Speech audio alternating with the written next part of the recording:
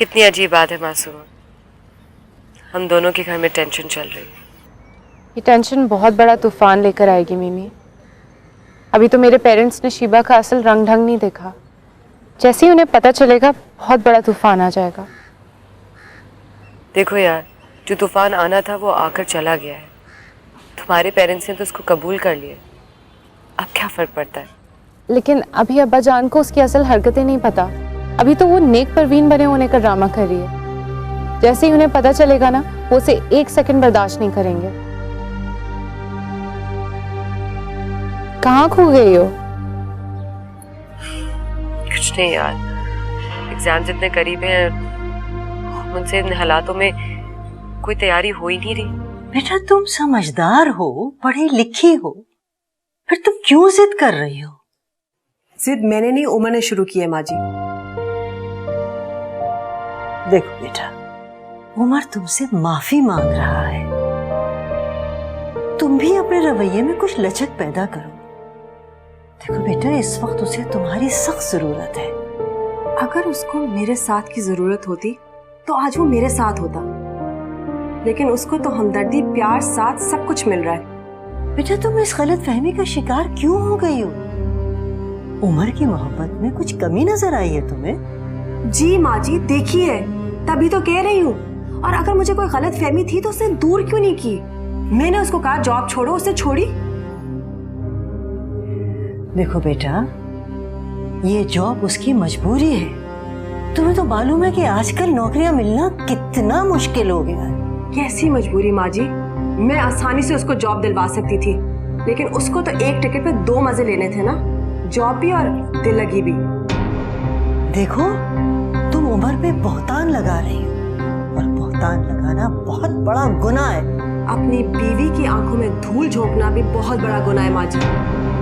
मेरा उमर ऐसा गुनाहगार नहीं है। आई एम सॉरी माँ जी, अगर आप उसकी हिमायत ही करेंगी तो और कौन करेगा? वैसे भी इस सूरत हाल से आप ही का फायदा हो रहा है। आपकी बरसों पुरानी ख्वाहिश पूरी होने वाली है। एक सेकंड, उमर मेरे बचपन का मकेता था। उसने ये मंगनी आपकी वजह से तोड़ी क्योंकि वो आपसे मोहब्बत करता था, और मुझे जबरदस्ती उसकी जिंदगी में आने का कोई शौक नहीं था। जब 20 साल पहले मैंने इस बात पे एतराज नहीं किया तो अब क्यों करूंगी? अगर आपको ये लगता है कि मैं अपनी तन्हाई दूर करने के लिए उमर का सहारा ले रही हूँ, तो ये गलतफहमी दूर करें। मेरी जिंदगी के 20 साल गुजर चुके हैं, तो आने वाले 20 साल भी गुजर जाएंगे।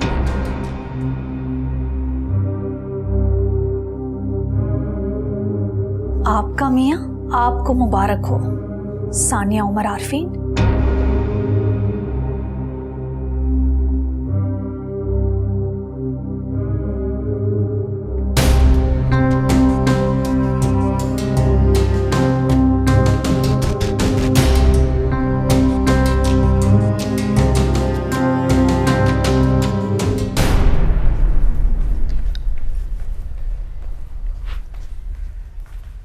तुम कहीं बाहर जा रही हो? जी आंटी, मामा के पास जा रही हूँ। बाहर जाते हुए तो ढंग के कपड़े पहन लिया करो। हमारे यहाँ इस किस्म के लिबास को पसंद नहीं किया जाता। वो क्या है ना आंटी कि मैंने तो कभी इस तरह के कपड़े पहने ही नहीं। मैं तो ऐसे ही कपड़े पहनती हूँ हमेशा से, और इन्हीं में कंफर्टेबल भी रहती हूँ। अब तुम अपने घर में नहीं हो, ससुराल में हो, और ससुराल में औरत को ससुराल के तौर तरीकों पर भी अमल करना चाहिए, समझी तुम? What? I am sorry aunty, आप माइंड मत कीजिएगा, लेकिन मुझे आपके घर का लाइफस्टाइल बिल्कुल 1948 वाला लगता है। And I am so sorry, मैं ऐसे लाइफस्टाइल में बिल्कुल एडजस्ट नहीं कर सकती। और क्या है ना कि मैं तो शुरू से ऐसे ही कपड़े पहनती हूँ, और मेरी मामा को भी कोई एतराज नहीं है। और वैसे भी मैं ऐसी ही हूँ और ऐसी ही रहूंगी। You like me or not, I don't care. Oh thank god Babar, तुम आ गए। मैं मामा के पास जा रही हूँ, और अच्छा हुआ तुमसे यहीं पे मुलाकात हो गई। मामा के घर अचानक? तो आज तो हमने अरमान क्या नहीं जाना?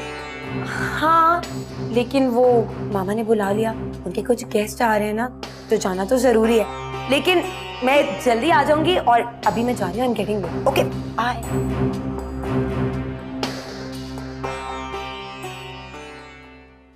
मामा, दादा आई थी यहाँ पे? मैंने उनका भी जाते हुए देखा रबी आंटी के साथ। हाँ, आपको लेने आई थी ना? दिमाग खराब हो गया उनका।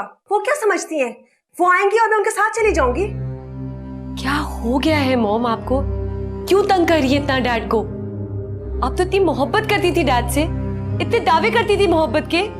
भाड़ में जाए मेरे दावे और उसकी मोहब्बत। जब से मुझे उसकी असलियत नजर आई है, मुझे वो जहर लगता है। I just don't understand you, mom. क्या हो गया है आपको? क्यों इतनी नफरत करती है डैड से आप?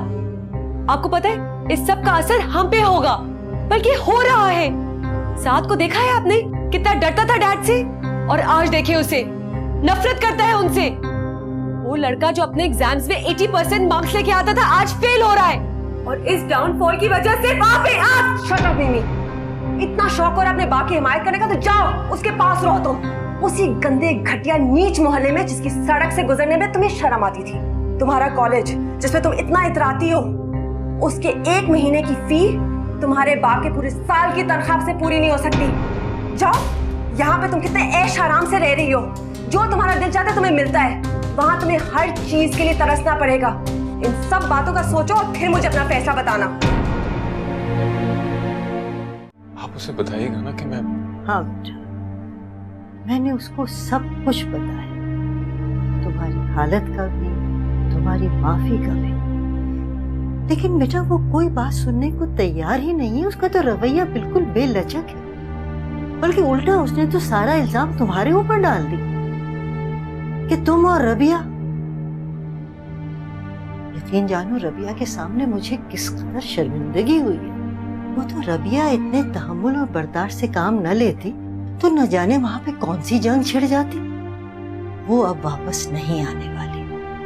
बेटे उसके खुद साख्ता शक को दूर करना बहुत मुश्किल है, और मेरा तजुर्बा कहता है कि वो अब वापस नहीं आएगी।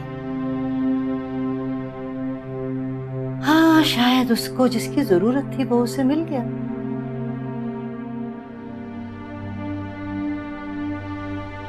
क्या समझाऊं मैं तुम्हें?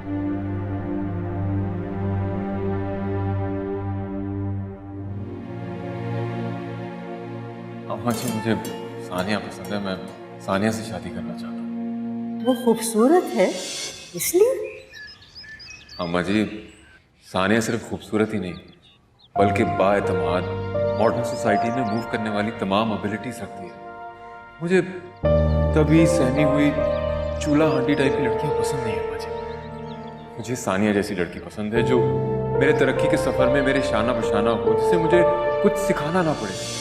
साथ चाहे ना दे वो मंजिल तक। ये क्या बेहूदगी है? बेहूदगी? अम्मी जान कौन सी? क्या हुआ है? तुम अपनी बीवी को अपने घर के माहौल के बारे में अच्छी तरह समझा दो। यहाँ ये फिल्मी अंदाज बिल्कुल नहीं चलेंगे। ये अब्बा जान के साथ साथ रह रहे के ना, आपकी भी आदतें खराब हो गई हैं। हर बात पे एतराज करना शुरू हो गई हैं आप भी। अरे बीवी है मेरी, ऐसी कौन सी काबिल एतराज हरकत कर दी उसने? जवान कमारी बहन और माँ के सामने ये बेबाकी एतराज वाली होती है, और अगर तुम उसे नहीं समझा सकते ना तो उसे मैं खुद। वो आप कुछ नहीं कहेंगे उससे, वो पहले ही आप लोगों की रोज की रोक टोक से तंग है। हमारी रोक टोक? हमने तो अभी रोक टोक शुरू ही नहीं की। अच्छा प्लीज आप उससे कुछ मत कहिएगा, मैं खुद बात कर लूंगा। बाबर, तुम इतने बुज़दिल हो। मैं सोच भी नहीं सकती थी कि तुम अपनी बीवी से इतना डरोगे। मैं डरता नहीं हूं उससे, सिर्फ घर में माहौल ठीक रहे इसलिए उसकी बात मान लेता हूं। उसने मेरे लिए इतना सब कुछ किया है, अपने घर वालों को छोड़ दिया, अच्छे रिश्ते ठुकरा दिए, और मैं नाराज कर दूं उसे? आप इस मासूमा की रिश्ते की तैयारियां करें ताकि घर में जवान और कवारी बहन के होने का एतराज भी खत्म हो जाए। तुम तो मुझे भूल ही गई हो शीबा, ना फोन करती हो। कोई नाराजगी क्या? कोई और मिल गया लगता है। अरे विक्की, किस किस्म की बातें कर रहे हो तुम? तुम्हें तो मालूम ही नहीं कि शीबा कितना बीमार हो गई थी। उसकी वजह से मैं इतना परेशान हो गई थी, डरा दिया था इसने मुझे। फिर मैंने ना इसे इलाज के लिए लंदन भेज दिया था। ओह गॉड, आपने तो मुझे बताया ही नहीं। शीबा, अब तो तुम मुझे फ्रेश लग रही हो। मौसम बहुत अच्छा था ना, इसी वजह से फ्रेश हो गई।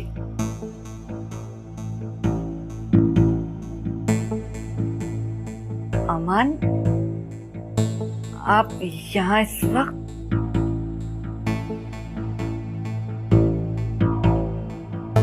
अरे वाह, मैं ऐन सही वक्त पर आ गया।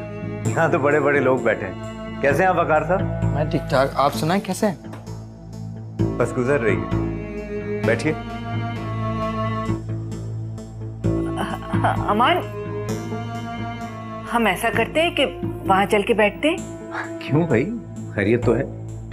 मेरा ख्याल है कि मुझे बच्चों के साथ भी बैठना चाहिए था, और वैसे भी शीबा से काफी दिनों के बाद मुलाकात हो रही है। चलो विकी, तुम मेरे साथ मेरे रूम में चलो।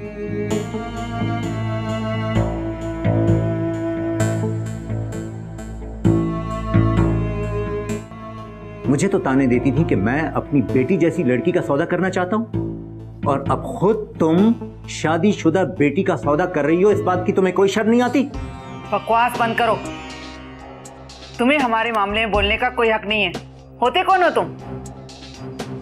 बदकिस्मती से तुम्हारा शौहर। हालांकि पूरी दुनिया में मुझे तुम जैसी औरत का शौहर कहलवाना सबसे बुरा और काबिल नफरत लगता है। अच्छा, तो फिर इसका भी एक हल है। तलाक क्यों नहीं दे देते मुझे? फारिग कर दो।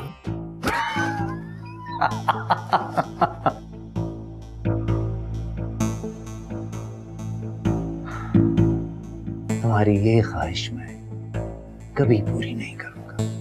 तो फिर दफा हो जाओ यहाँ से, निकल जाओ मेरे घर से, समझे तुम?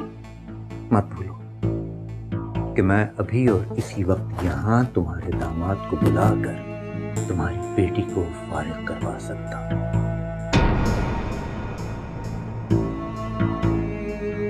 देखो अमान,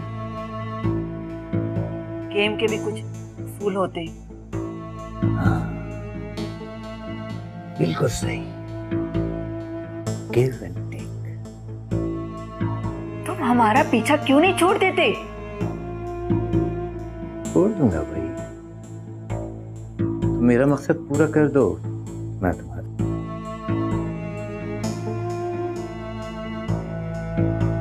ओके, अभी तो तुम जाओ यहाँ से, मैं सोचकर तुम्हें जवाब दूंगी।